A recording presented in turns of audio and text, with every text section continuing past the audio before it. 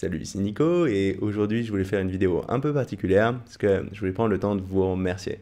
Parce que la chaîne vient de passer les 100 000 abonnés et si elle en est là aujourd'hui, c'est grâce à vous. Que ce soit tout simplement en regardant mes vidéos ou en me faisant des retours par mail dans les commentaires, c'est votre soutien qui m'a donné envie de continuer. Et si aujourd'hui on arrive à ce spot des 100 000 que je pensais pas forcément atteindre au début, et bah c'est tout simplement parce que vous êtes là, que vous continuez à suivre tout ça et je voulais vraiment vous remercier du fond du cœur, ça me touche beaucoup. Et à cette occasion, je voulais faire une vidéo un petit peu particulière, essayer de parler un petit peu plus de moi, faire quelque chose d'un petit peu plus perso, ce que je fais pas forcément habituellement. Je préfère me concentrer sur mes sujets et j'aime pas trop laisser déborder ma vie perso. Mais vous étiez nombreux à me demander plus ce type de vidéo et je me suis dit que c'était peut-être l'occasion de faire ça pour une fois, parce que c'est pas tous les jours qu'on arrive à 100 000 abonnés. Et du coup, je voulais raconter un petit peu plus mon histoire en tant que pratiquant de musculation, en tant que maigre, en tant qu'ectomorphe qui a progressé petit à petit, aussi parce que c'est intimement lié à ma vision de la musculation, à ma progression et du coup aussi à cette chaîne, à ce que je propose ici et à la direction que je veux donner dans le futur. Parce que à l'origine, je suis quelqu'un de très maigre. En fait, je suis quelqu'un de très fin. J'ai des très petites attaches, que ce soit au niveau des poignets, des chevilles. J'ai des hanches qui sont très peu larges et aussi des clavicules très étroite. D'ailleurs, très jeune, j'avais cette carrure assez longiligne. Et je me souviens notamment de vacances que j'avais passées à la plage quand j'étais adolescent. J'avais peut-être 12-13 ans. Et ma cousine, elle m'avait regardé, elle avait rigolé, elle avait dit «Mais t'as pas du tout de pec, il y a un problème». Et ça m'avait pas mal touché à l'époque. Je me rappelle avoir fait pas mal de pompes, pas mal d'abdos pour essayer de compenser un peu tout ça. Mais en gros, pour résumer, je suis loin d'être quelqu'un de musclé naturellement. J'ai même mis beaucoup de temps à construire du muscle et j'ai tendance à considérer que j'ai pas la pire des génétiques, mais je suis loin d'avoir une bonne génétique.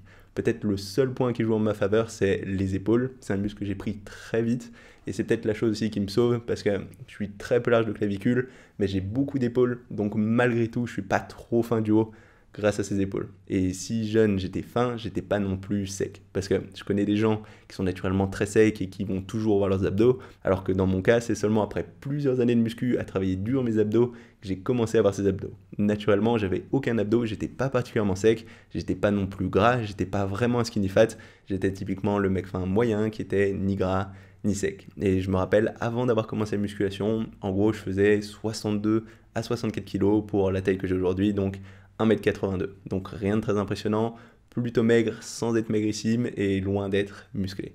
Et la première fois que j'étais un peu exposé à la muscu, c'était en seconde quand j'avais 15 ans, parce que j'avais un de mes amis qui s'était acheté une paire d'haltères, qui s'était mis à faire régulièrement des curls, et il m'avait battu au bras de fer. Et ça m'avait pas mal choqué, puisque je suis quelqu'un d'assez compétitif, et du coup, dans la foulée de cette défaite, j'étais allé à Decathlon, je m'étais acheté la petite mallette avec les deux haltères, et je crois l'équivalent de 15-20 kg de poids, et j'avais commencé à faire des curls tous les jours. Et le truc, c'est que ça avait marché, parce qu'à force de m'entraîner, à force de faire ça tous les jours, j'avais fini par à nouveau battre mon ami en soirée. Et à partir de là, j'ai vraiment commencé à accrocher. Parce que j'ai commencé aussi à voir la différence physique et ça me plaisait beaucoup. Le truc, c'est qu'à l'époque, je savais pas trop où chercher pour trouver des informations sur comment prendre du muscle.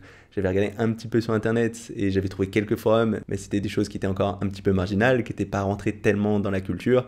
Et je me souviens que quand j'étais allé voir ces forums, j'avais été un petit peu repoussé par ces gens plus vieux qui mettaient plein de photos de torse nu et je m'étais dit que c'était probablement pas trop pour moi. Du coup, ma réaction à l'époque, ça a été de rechercher l'autorité médicale et ce que j'ai fait, c'est j'en ai parlé à ma kiné. Et avec le recul, je me rends compte que c'était un choix assez discutable, mais à l'époque, je savais pas mieux. Et c'est comme ça que j'ai eu mes premiers conseils sur l'hypertrophie. Et je me rappelle que cette personne m'avait dit que la meilleure façon de prendre du muscle, c'était de faire des tout petits gestes et plein de répétitions. Et je me suis retrouvé comme ça pendant plusieurs mois à prendre mes curls et à faire plein de petits curls avec des demi-reps pendant un bout de temps, jusqu'à ce que ça brûle très fort et je me disais que ça devait marcher. Donc autant dire que c'était loin d'être idéal. J'ai progressé un petit peu au début parce que c'était un stimulus nouveau, mais très vite j'ai stagné et j'ai fini par surmonter ma peur, aller voir les forums un petit peu bizarres, creuser un petit peu ces choses-là, aller plus sur ces sites de musculation et comme ça j'ai fini par découvrir les bases de la musculation. Le fait qu'il fallait faire 3-4 séries de 10-12 répétitions et c'est comme ça que j'ai commencé à avoir mes tout premiers résultats en faisant seulement ces curls avec ces formats-là. Et petit à petit, à force de creuser ce sujet, j'ai fini par me rendre compte qu'il n'y avait pas que les biceps et les pecs, parce que jusque-là, j'avais toujours fait que ces curls et quelques pompes, quelques abdos aussi.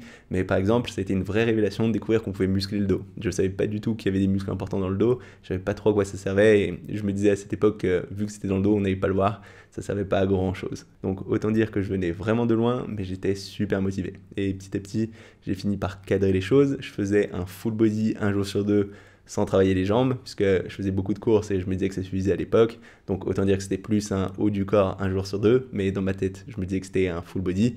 Et j'ai commencé à investir un peu dans du matériel. Je me suis acheté en plus de ma paire d'haltères une barre, puis une barre de traction, puis même un banc de développé couché Décathlon que j'ai mis dans ma chambre. À ce point-là, mes parents commençaient à être un peu inquiets, à se demander ce qui allait pas avec moi, pourquoi j'avais tous ces trucs, pourquoi je m'intéressais à la muscu. Je me rappelle même avoir eu des disputes sur le fait de manger des œufs.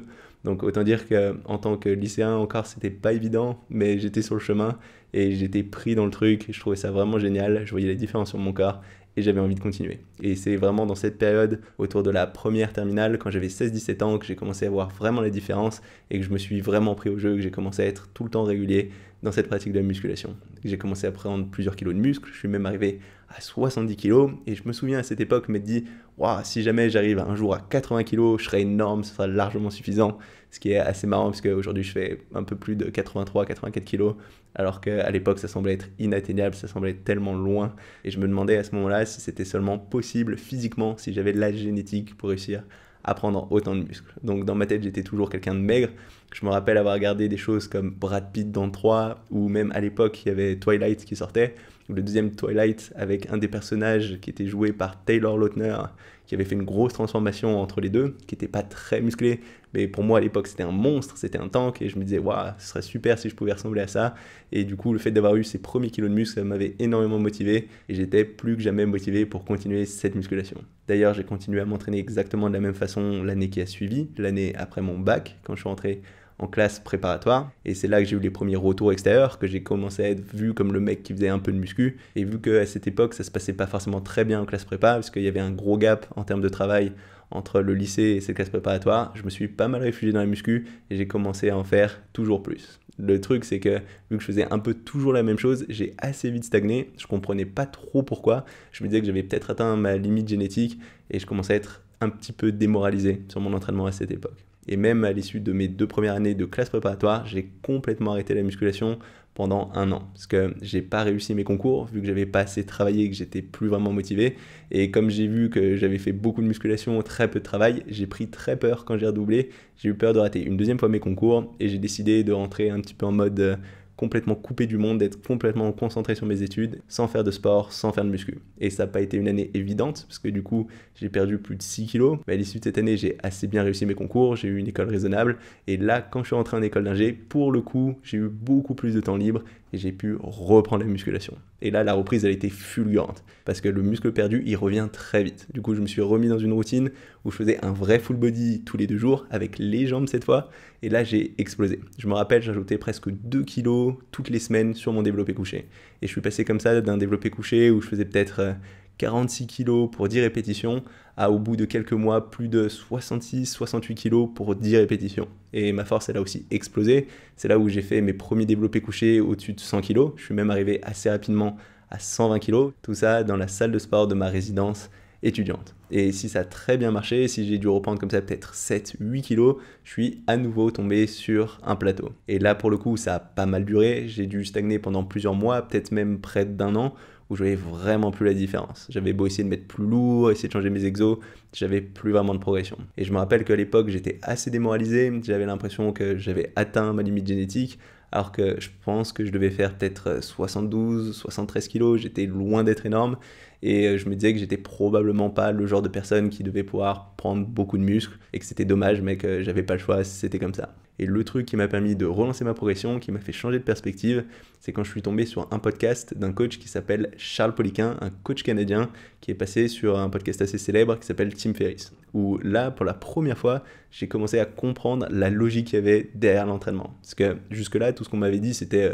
il faut faire 3-4 séries de 10-12 répétitions d'un exercice polyarticulaire pour progresser. Tu fais ça en full body, puis après tu pourras passer au split.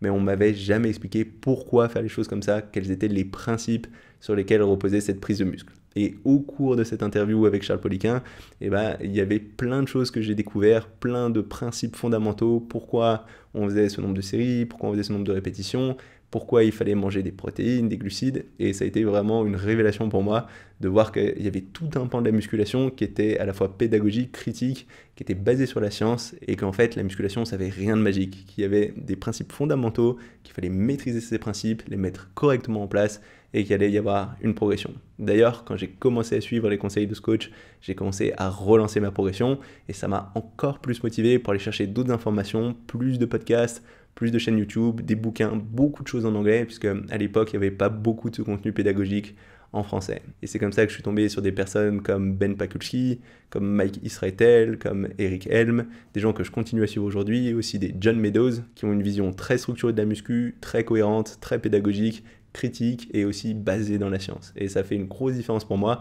Et quand j'ai découvert ça, j'étais presque choqué qu'il y ait personne qui fasse ça en France. Et il se trouve qu'en parallèle de ces révélations, j'avais aussi commencé à travailler avec d'autres étudiants de ma promotion sur un projet entrepreneurial qui avait pour but de créer en fait une application de coaching sportif pour la salle de sport. Et pour ramener du trafic vers cette application qui était sur le Play Store Android, j'ai commencé à tenir un blog dans lequel je parlais de toutes ces révélations, toutes ces choses que j'avais découvertes sur ces coachs américains, anglo-saxons. Et si finalement, après avoir rencontré pas mal d'obstacles, on a fini par abandonner ce projet d'application smartphone, par contre, le site, il avait gagné pas mal d'inertie, j'avais plein de bons retours. Et je me souviens que j'étais allé un jour prendre un café avec un de mes amis influenceurs que j'avais rencontré au cours de ce projet, qui avait déjà un site autour du fitness et une chaîne YouTube, et qui m'avait conseillé de me lancer sur YouTube, qui m'avait dit que vu le contenu que je faisais, ça s'y prêterait probablement très bien.